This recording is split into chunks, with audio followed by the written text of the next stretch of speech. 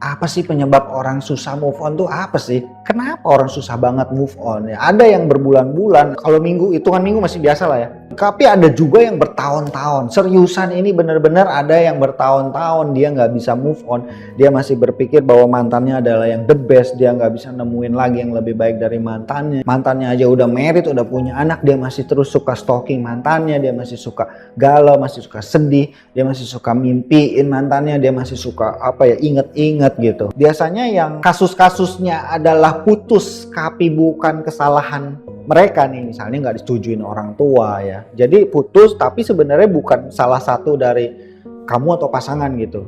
Keadaan yang memaksa untuk berpisah, untuk putus, misalnya nggak disetujuin orang tua, beda agama, beda ras, dijodohin lah, apalah segala macem gitu ya. Itu biasanya juga susah move on-nya gitu. Susah move on-nya karena ya itu kalian merasa bahwa sebenarnya kalian saling mencintai.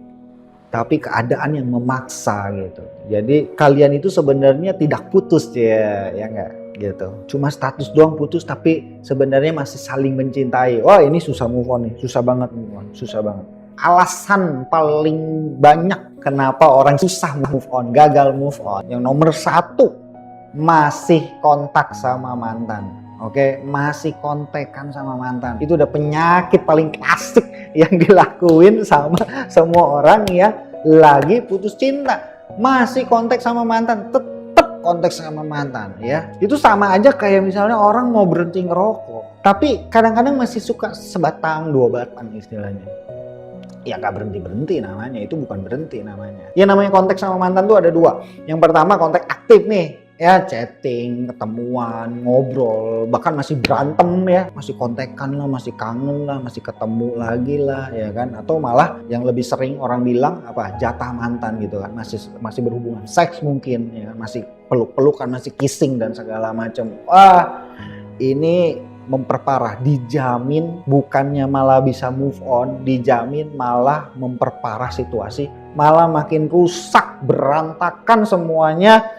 Yang tadinya mungkin putusnya baik-baik akhirnya jadi bertengkar, jadi berantem gitu. Karena dijamin pasti salah satu pihak jadi baper kembali, jadi pengen balikan lagi, sedangkan pihak yang satu udah nggak mau. Oke, dan ini akhirnya jadi berantem, jadi bertengkar, jadi drama gila-gilaan, mungkin sampai nungguin di depan rumah atau datengin orang tuanya gitu supaya minta tolong orang tuanya meyakinkan anaknya supaya menerima dia kembali gitu ya. Itu banyak banget tuh, itu banyak banget. Mungkin lo juga pernah ngalamin ya, pernah ngelakuinnya juga. Itu banyak banget gitu. Oke, nah ini ada yang namanya kontak aktif. Ini jangan dilakukan. Ini bahaya banget, seriusan bahaya banget. Dijamin jadi berantakan deh, jadi berantem kalian nanti, malah dijamin salah satu pihak akan jadi benci setengah mati ya. Itu namanya kontak aktif ya, ngobrol, berantem, jalan bareng. Ada juga yang disebut dengan kontak pasif. Kontak pasif itu apa? Kontak pasif itu adalah yaitu stalking sosial medianya dia, stalking Instagramnya dia, ya masih ngeliatin Instagram dia, Instastory-nya dia. Apalagi yang paling parah adalah ngehack sosial media atau emailnya mantan gitu. Jadi kita login, masuk ke dalam sana dan bacain chatting-chattingan dia, chat-chat dia sama orang lain ya kan, atau ngebajak WhatsApp-nya dia. Ada banyak yang ngalamin seperti itu gitu.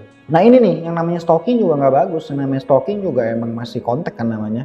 Lu masih ngeliatin dia terus ya, memikirkan dia terus, masih terus berharap dia ngepost sesuatu tentang kamu. Terus setiap kali dia ngepost kata-kata misalnya quote atau apa gitu kan ya, I miss you misalnya, kamu langsung pikir itu buat gue, jangan-jangan ya. Kamu jadi GR, jadi mikirin dia terus ya. Ini efeknya parah banget ya. Masih kontak dengan mantan ini yang bikin orang nggak bisa move on. Bikin kita nggak bisa nerima kenyataan. Tadi ada yang bilang kan, karena nggak bisa nerima kenyataan. Ya ini penyebabnya. Kenapa nggak bisa nerima kenyataan? Karena nggak stop kontak sama mantan gitu. Jadi seolah-olah kalian masih berhubungan. Ya, baik yang chatting maupun yang sosmed. Kalau yang chatting jelas, seolah-olah masih punya hubungan gitu, karena masih chatting, masih ketemu, masih ngobrol. Jadi nggak ada rasa ini udah selesai gitu. Tapi yang stalking sosial media pun sama juga, karena kalian masih lihat aktivitas dia sehari-hari, masih lihat fotonya, masih update dan segala macam. Kamu merasa kamu masih connect sama dia, kamu masih punya relationship sama dia, masih punya hubungan sama dia. Jadinya ini nggak kelar-kelar gitu. Supaya orang bisa move on, pertama dia harus melakukan adalah apa? Ini yang udah ada saya bagi ini di video-video sebelumnya ya, di video-video YouTube ya. Supaya orang bisa move on, yang dia harus lakukan adalah apa? Menerima kenyataan. Ya, menerima kenyataan bahwa hubungannya udah selesai, it's over, it's game over, ya, dan ikhlas nerima, ya udah, that's it. Gue salah, dia juga salah, ya udah, that's it, it's enough, it's over. Kalau nggak bisa menerima bahwa ini belum kelar nih, chapternya belum habis, masih chatting, masih ketemu, masih ke jalan, masih bisa nih, masih bisa, ya nggak kelar-kelar jadinya. Makanya nggak move on, makanya nggak maju.